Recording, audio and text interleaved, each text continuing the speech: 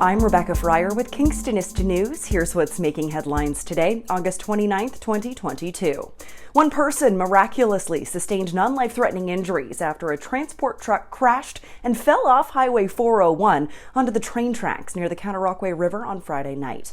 Around 11:50 p.m. on August 26th, police say the highway was closed between Montreal Street and Highway 15 just for a short period of time so that fire crews could descend and rescue the driver of the tractor-trailer who was stuck inside the rig following the collision. Thankfully, the eastbound lanes where the collision happened weren't damaged in the crash, and the 401 was quickly reopened.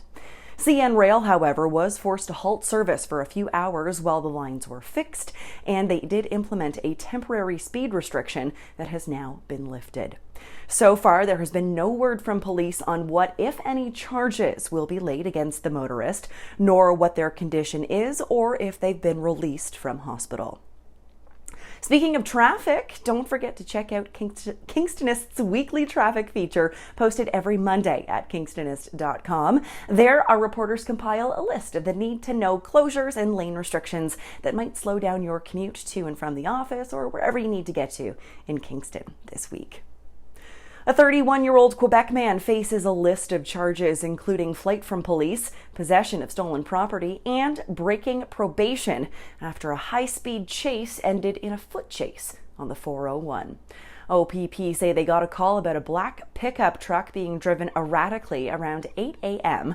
Eyewitnesses tell the Kingstonist newsroom it looked like 10 or so police cruisers were then involved in the chase, and attempts to stop the vehicle, which included deploying a spike strip and using a cruiser as a ram. Thankfully, police say the suspect driver entered the grassy and rocky median of the 401 where he got hung up on some rocks and was forced into a foot chase that ended with him in handcuffs and no injuries. Officials with the Kingston Youth Shelter have unveiled new plans for a permanent new location at 365 Nelson Street, the former 5678 Dance Studio location near the Memorial Center in central Kingston.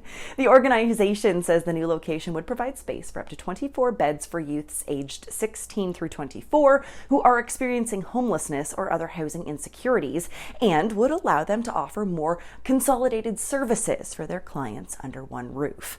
The organization has been basically couch surfing since 2020, with them moving from Brock Street to Lower Union Street, then to the Fairfield Manor site in May of 2021, before once again being moved back to the original Brock Street location. This new location, however, on Nelson, is not only bigger but also addresses some of the accessibility concerns that have become an issue with the current Brock Street building.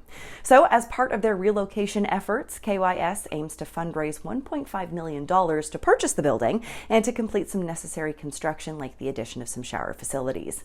To date, they've raised $1.1 million and are planning to once again ramp up fundraising efforts this fall as they seek donations from the public as well as grants and other fundraising opportunities. And lastly, what happened to the lights on the top of the turbines on Wolf Island? Did you notice that they weren't on for a couple weeks? Well, Kingstonist tried to get to the bottom of it, and in an in-depth article you can read right now at Kingstonist.com, you can check it out and find out why for yourself. For more on these stories and other headlines, or to submit your own news, visit Kingstonist.com and become a subscriber today. I'm Rebecca Fryer. Have a great one, Kingston.